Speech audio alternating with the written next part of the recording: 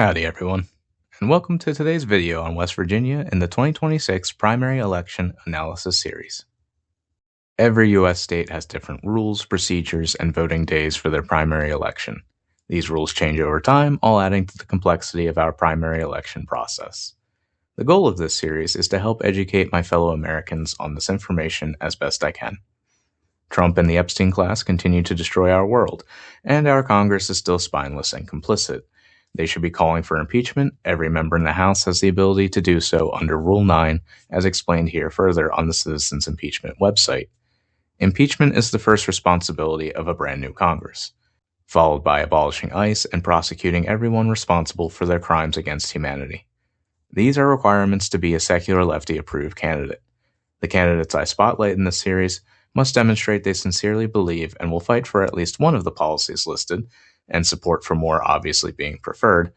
For the 2026 midterms, as long as our current Congress remains spineless, the first priority I want to hear out of every Democratic candidate, or any independent or third-party candidate, party doesn't matter, the message does.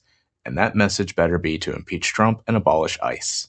That's not the full message. Each candidate should of course have their own additional campaign messaging after that, but it must start with impeach Trump and abolish ICE. When looking for candidates to support, it can be difficult. Time is limited, and billions of dollars are being spent through shell companies purchasing advertisements to influence the outcome of these elections. These groups listed here can be trusted, and I recommend.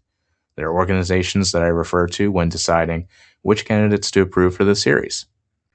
I am not affiliated with any organization listed here, nor with any candidate I endorse. Simply, I want to see our country improve.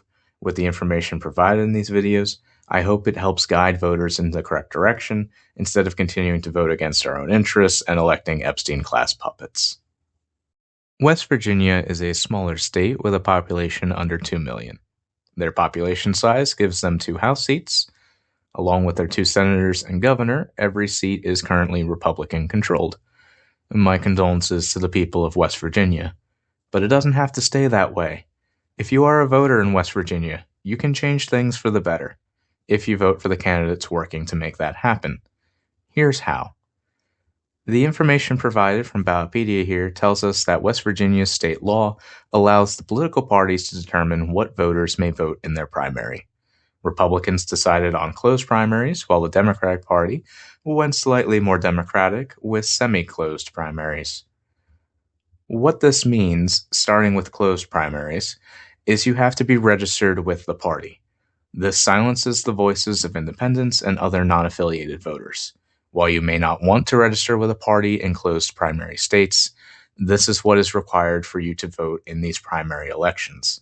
The Democrats went with the semi-closed primary, meaning if you are not registered as a Democrat, but as long as your registration is also unaffiliated with any other party, you can still vote in the Democratic primary. While I understand why a political party should have the right to have closed primary elections to decide their candidates, most places won't have a third-party alternative to a candidate backed by the Epstein class if these candidates don't lose in their primary. The Epstein class has spent decades changing election rules and ballot access and debate access to make it difficult for progressives to win in the party or for independents to win outside of it. If we're going to improve lives, learning the system, participating, and backing candidates who want to improve lives is how we accomplish this.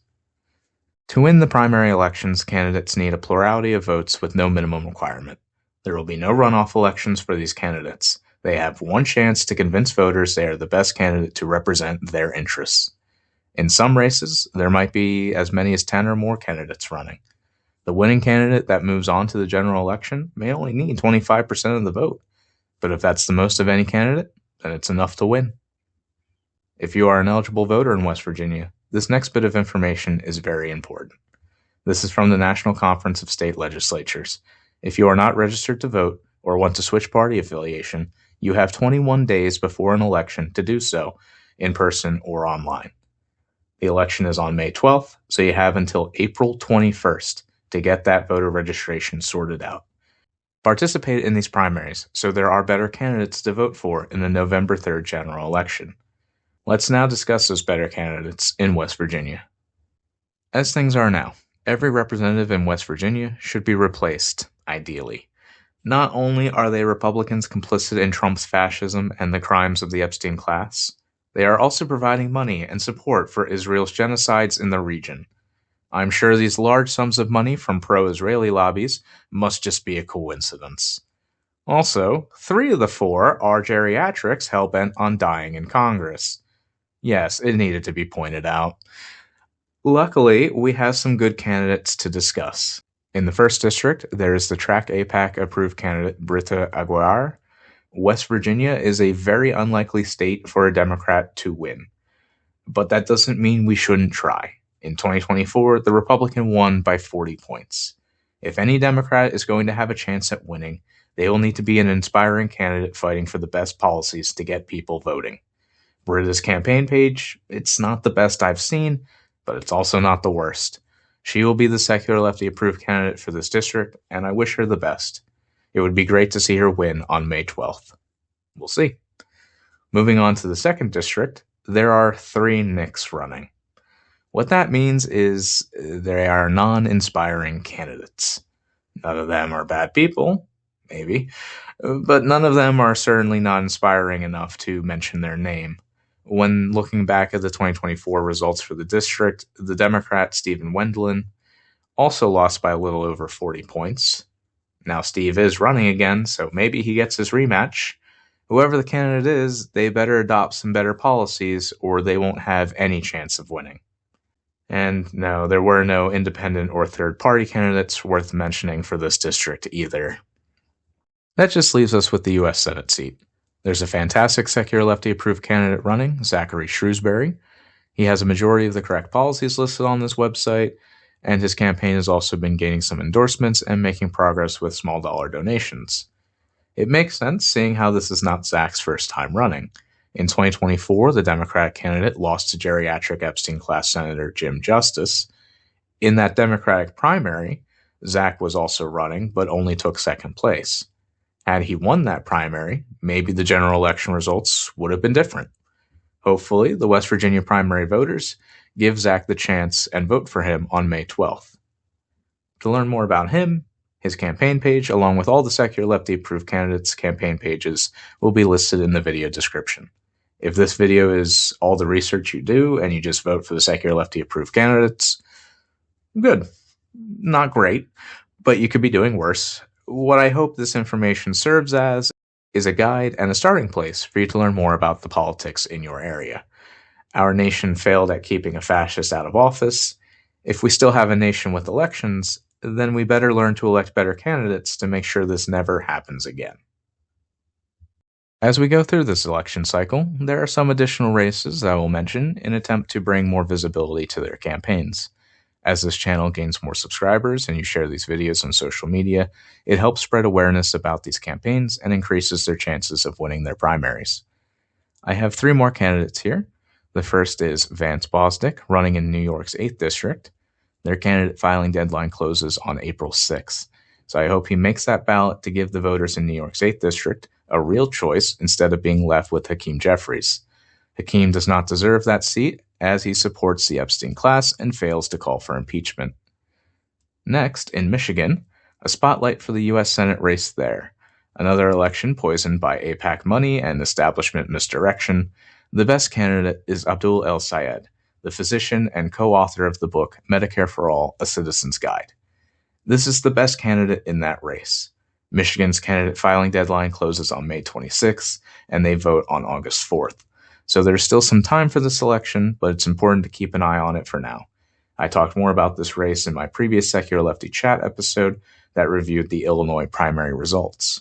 We need to avoid more losses like we had in Illinois. If you hadn't seen that episode yet, I recommend you go checking it out after finishing this video. The last candidate I want to spotlight is for the 1st District in my home state of Pennsylvania.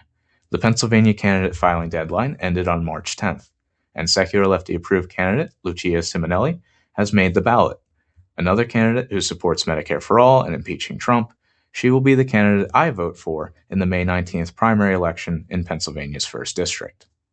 My intention is to continue making videos in this series and for the channel.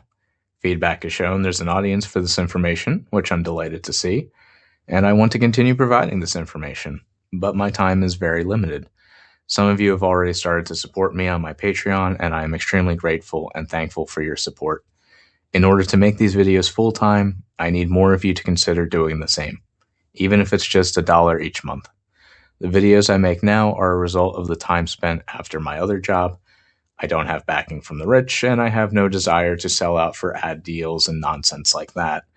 Please consider supporting me on my Patreon. Your help is greatly appreciated. If you help me reach the goal of $4,000 a month, I can do this full-time, and I'll stop with these Patreon plugs. West Virginia votes on May 12th, along with Nebraska. Soon after that, I hope to get videos made for Louisiana, who votes on May 16th, and the next 6 states that vote on May 19th, hopefully done in a decent time frame. Many of these states still require the research, which is no quick task either, but once they are released, be sure you have subscribed and ring that bell to be notified of my newest videos. If you found anything I said in today's video useful, please give it a like and share this video everywhere. Together, we can make Americans more educated, and hopefully that will result in better election outcomes. Until the next video, please consider checking out my other work on this channel. I still need more watch hours to be eligible for the basic ad income from YouTube, so any additional watch time you can provide is greatly appreciated. Thank you again for listening, and take care.